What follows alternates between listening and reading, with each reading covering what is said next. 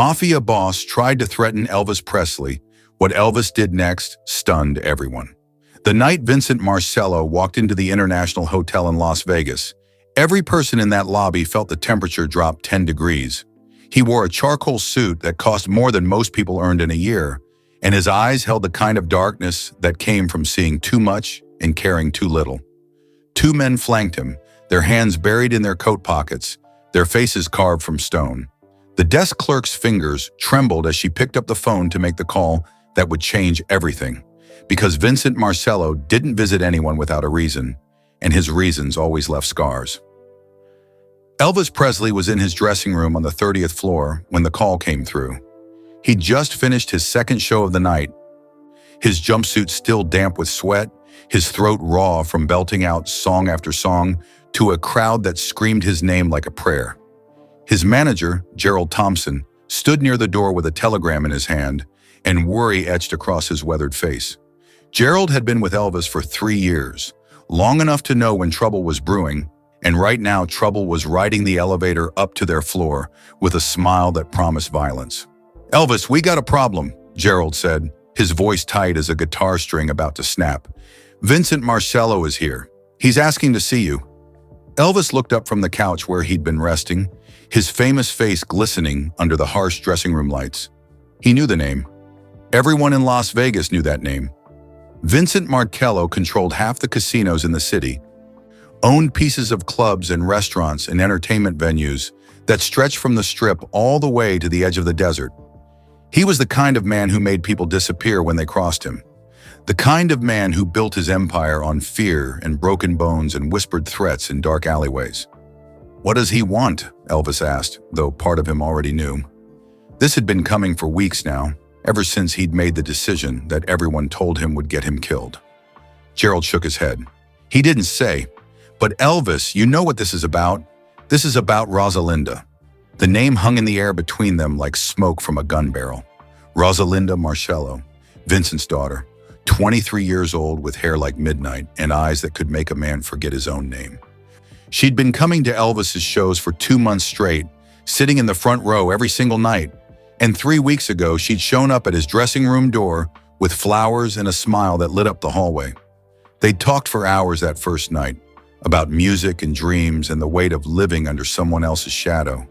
She told him about growing up as Vincent Marcello's daughter, about the loneliness that came with being untouchable, about wanting something real in a world built on lies. Elvis had fallen for her like a stone dropping into deep water, and she'd fallen right back. They'd kept it secret at first, sneaking out to quiet diners on the edge of town, taking late-night drives through the desert where nobody knew their names.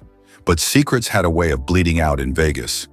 And 2 weeks ago, Vincent Marcello had found out that his precious daughter was seeing the most famous singer in the world. And he'd made it very clear through intermediaries and threats delivered through third parties that Elvis was to stay away from Rosalinda or face consequences that would make headlines for all the wrong reasons. Elvis had ignored those warnings. He'd ignored them because Rosalinda made him feel like a person instead of a product, because when he was with her, he could forget about the crushing pressure and the endless performances and the loneliness that came with being Elvis Presley. He'd ignored them because, for the first time in years, he'd found something worth fighting for. "Send him in," Elvis said quietly, his jaw set in that stubborn way that Gerald had learned meant there was no point in arguing. "Elvis, this man doesn't make idle threats. He's dangerous." "I know what he is." Elvis stood up, his movements slow and deliberate. "But I'm not running from him, and I'm not giving up Rosalinda because her father thinks he owns her life." Gerald's face went pale. "You're going to get yourself killed." "Maybe," Elvis said, walking toward the door, "but I'd rather die standing up than live on my knees." When Vincent Marcello entered the dressing room, he moved like a predator circling wounded prey. His 2 bodyguards positioned themselves by the door, blocking any escape. Gerald had stepped back against the wall, his hands shaking, but Elvis stood in the center of the room with his arms crossed, refusing to show fear even though his heart hammered against his ribs like it was trying to break free. Vincent looked around the dressing room with casual disdain, taking in the flowers from fans, the pictures on the walls, the guitar propped in the corner. When his eyes finally settled on Elvis, they were cold enough to freeze blood. "Mr. Presley," Vincent said, his voice smooth as silk wrapped around razors. "You know why I'm here." "I have an idea," Elvis replied, keeping his voice steady. Vincent smiled, but there was no warmth in it. "My daughter tells me you two have been spending time together, that you've been filling her head with ideas about love and running away together and all sorts of romantic nonsense." "Rosalinda and I care about each other," Elvis said. "She's a grown woman. She can make her own choices." The smile disappeared from Vincent's face like it had never existed. "She is my daughter, my blood. And I decide what choices she gets to make." He took a step closer, and Elvis could smell expensive cologne mixed with something darker, something that smelled like threat and old violence. "You're going to stop seeing her. You're going to tell her it's over. You're going to break her heart now quickly so she can move on and forget about you. Because if you don't, Mr. Presley, I'm going to make sure you never sing again." The words hung in the air like a death sentence. Gerald made a small sound of distress from his position by the wall. But Elvis didn't move, didn't blink, didn't give Vincent Marcello the satisfaction of seeing him flinch. "And if I refuse?" Elvis asked quietly. Vincent's eyes glittered with something cruel and ancient. "Then I'll destroy everything you've built, your career, your reputation, your family. I own this city, Mr. Presley. I own the venues you perform in, the radio stations that play your music, the newspapers that write about you. One word from me and you'll find yourself unable to book a show anywhere from here to New York. I'll make sure every venue knows that having Elvis Presley on their stage means trouble they can't afford. Your records will stop getting played. Your movies will disappear from theaters. And if that doesn't work, well, accidents happen in Las Vegas all the time. People fall off hotel balconies. Cars break down in the desert heat. Sometimes performers just disappear and nobody ever finds out what happened to them." Gerald was openly crying now, his hands covering his face, but Elvis felt something shift inside him. He'd spent his whole life being controlled by other people, by managers and record executives and movie producers who saw him as a commodity instead of a human being. He'd smiled when they told him to smile, sung what they told him to sing, played the roles they wrote for him without complaint. But this was different. This was about Rosalinda, about the first real thing he'd felt in years, and he realized in that moment that he'd rather lose everything than lose her. "No," Elvis said simply. Vincent's eyebrows rose. "Excuse me?" "I said no." Elvis took a step forward, closing the distance between them. "I'm not going to stop seeing Rosalinda. I'm not going to break her heart. And I'm not going to let you threaten me into giving up the one good thing I've found in this whole mess of a life." For a moment, Vincent Marcello looked genuinely surprised. People didn't say no to him. They begged and pleaded and promised anything to avoid his wrath, but they didn't stand their ground and refuse his demands. The surprise quickly turned to anger, his face darkening like a storm cloud gathering strength. "You're making a mistake that you won't survive," Vincent said, his voice dropping to a lethal whisper. "Maybe," Elvis replied, "but it'll be my mistake, not yours." Vincent stared at him for a long moment, and Elvis could feel the weight of that gaze like physical pressure against his chest. Then Vincent turned to his bodyguards and jerked his head toward the door. "We're leaving. Mr. Presley needs time to reconsider his decision before he does something that gets him killed." As Vincent walked toward the door, he paused and looked back at Elvis one last time. "You have 24 hours to come to your senses. After that, I start making phone calls and your career ends. Think about it, Mr. Presley. Think about everything you'll lose, and then think about whether my daughter is really worth it." The door closed behind them, and Gerald immediately rushed to Elvis's side. "Are you insane? Do you have any idea what you just did? He's going to destroy you. He's going to kill you."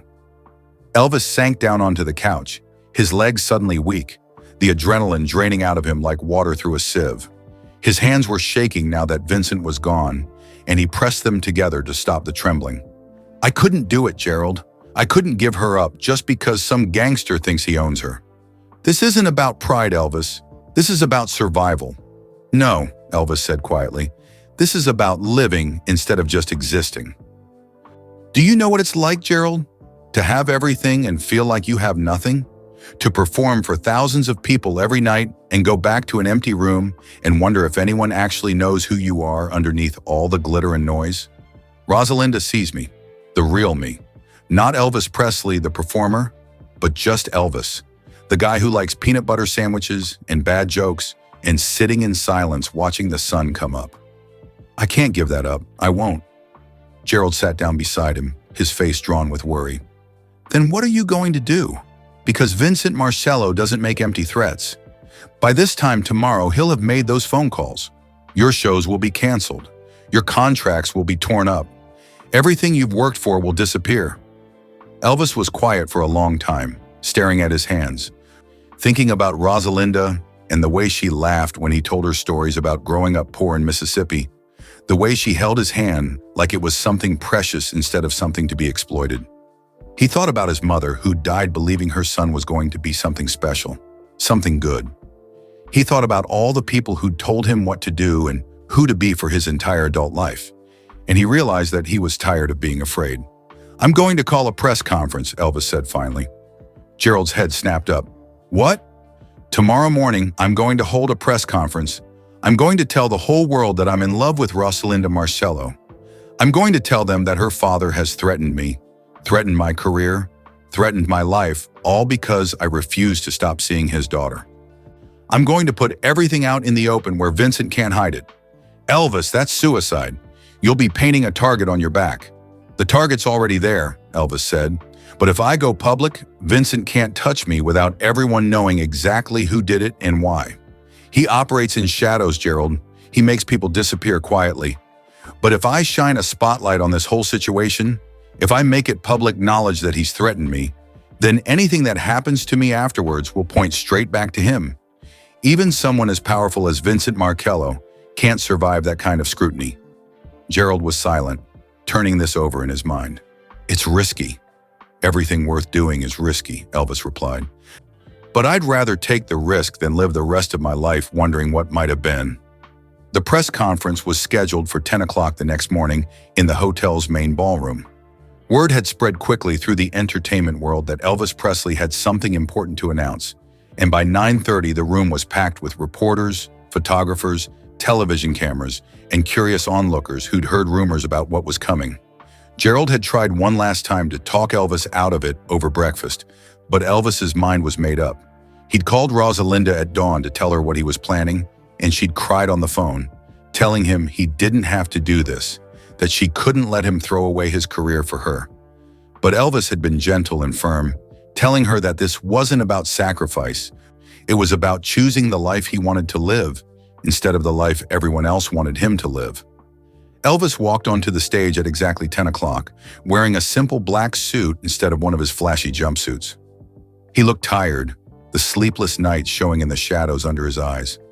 But there was something different about him too, something that made the reporters lean forward in their seats. He looked determined. He looked free. Thank you all for coming, Elvis began, his voice carrying across the crowded ballroom. I've called this press conference because I need to tell you something important. Something that affects not just my career, but my life and the life of someone I care deeply about. He paused, taking a deep breath, knowing that once he said the next words, there would be no going back. I'm in love with a woman named Rosalinda Marcello. Some of you might recognize that last name. She's the daughter of Vincent Marcello, who owns several businesses here in Las Vegas. Last night, Mr. Marcello came to my dressing room and threatened me. He told me to stop seeing his daughter or he would destroy my career and possibly my life. He said he would make sure I never performed again, that he would use his influence to blacklist me from every venue in the country. And when I refused, he gave me 24 hours to reconsider. The room erupted in noise, reporters shouting questions, cameras flashing, but Elvis held up his hand for silence. I'm standing here today to tell you all that I will not be intimidated.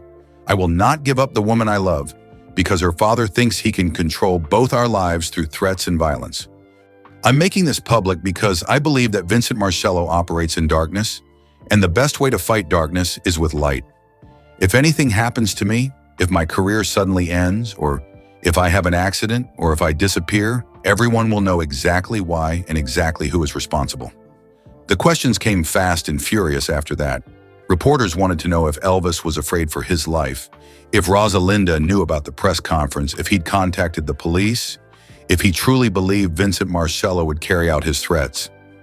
Elvis answered them all calmly, honestly, painting a picture of a man who'd been pushed too far and decided to push back the only way he knew how, with truth and transparency and courage.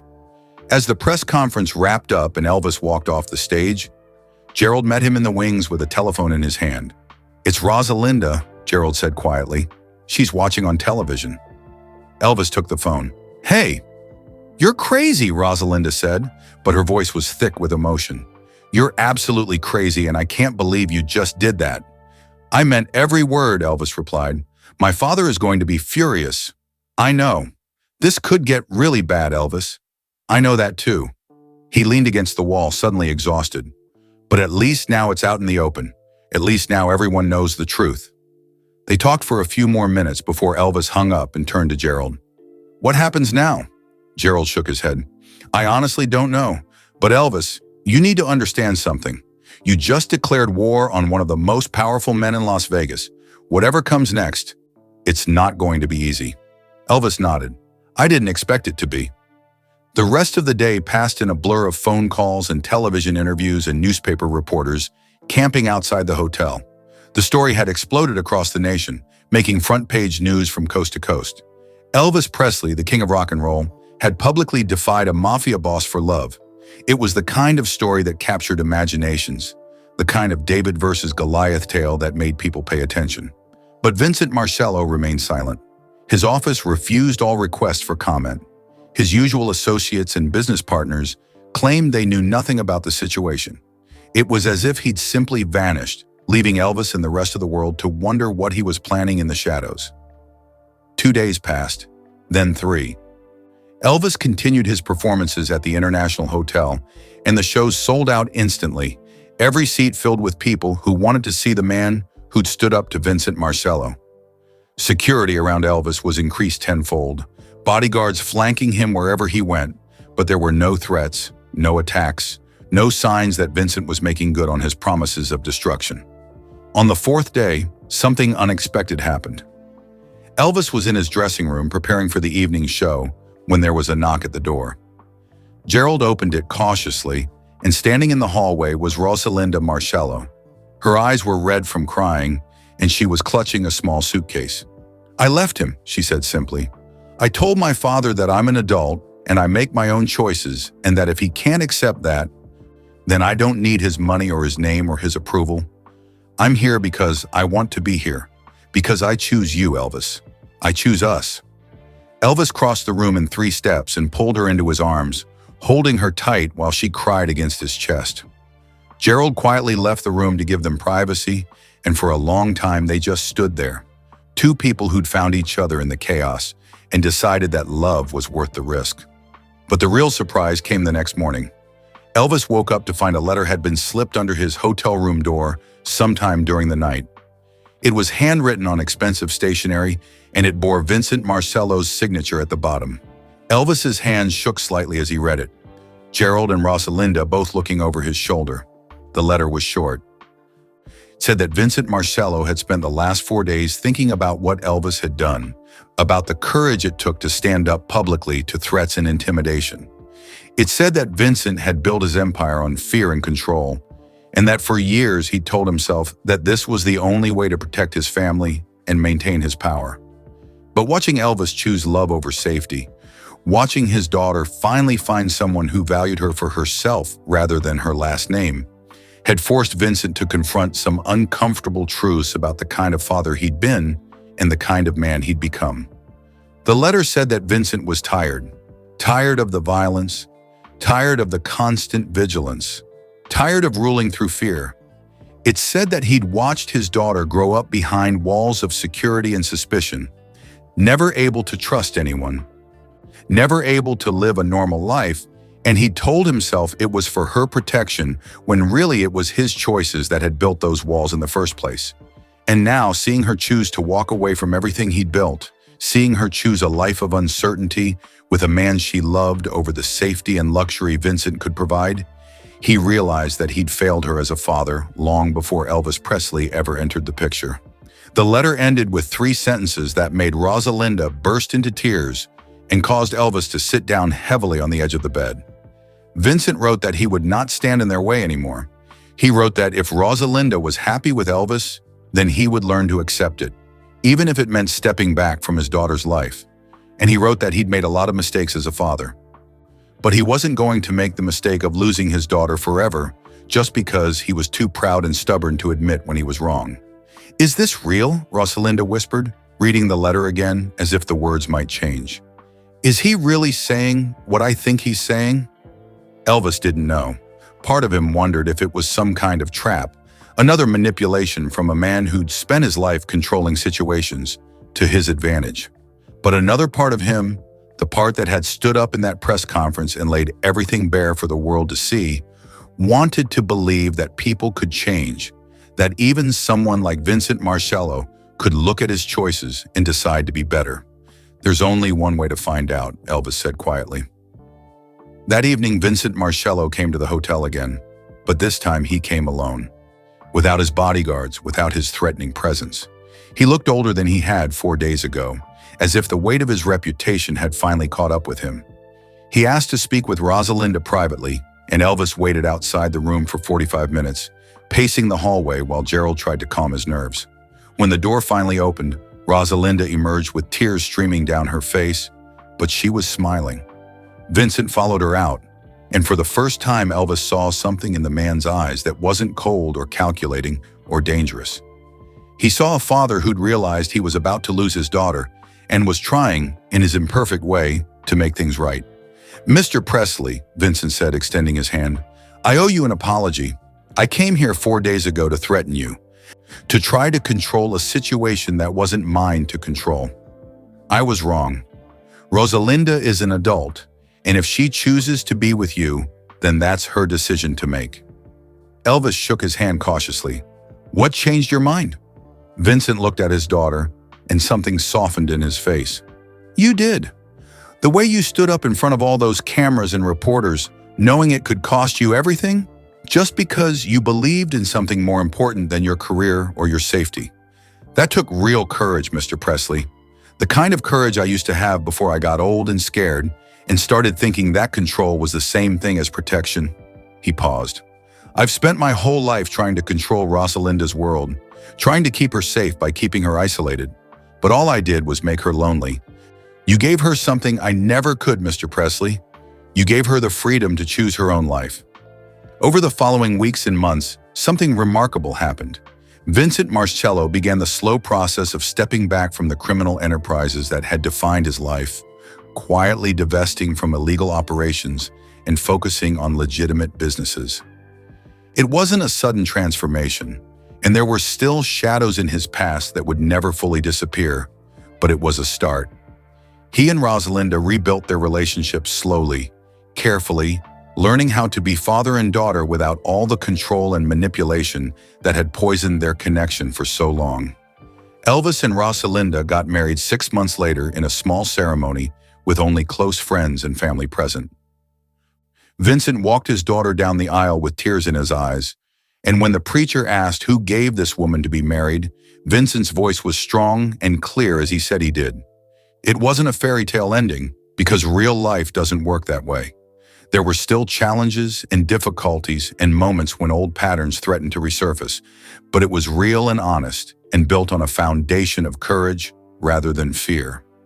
Years later, when reporters would ask Elvis about that night in his dressing room when he'd refused to back down to Vincent Marcello's threats, he would smile and say that it was the scariest and most important moment of his life. He'd talk about how easy it would have been to give in, to choose safety over love, to let fear make his decisions for him. But he'd also talk about how standing up for what he believed in, even when it seemed impossible, had changed everything. Not just for him, but for Rosalinda, and even for Vincent himself. Because what Elvis did next, after Vincent Marcello threatened him in that dressing room, wasn't complicated or clever or strategic. He simply told the truth. He exposed the threats to the light of day, refused to be intimidated, and chose love over fear. And somehow, impossibly, that simple act of courage had been enough to change the course of multiple lives, to break cycles of control and violence, and to prove that sometimes the bravest thing a person can do is refuse to let fear dictate their choices. Elvis had stood on that stage and told the world that he wouldn't be controlled, that love was worth fighting for, that some things mattered more than fame or fortune or even personal safety. And in doing so, he'd shown not just Vincent Marcello, but everyone watching that real power doesn't come from threats and intimidation, but from having the courage to be vulnerable, to stand up for what you believe in, and to choose hope even when the odds seem impossible.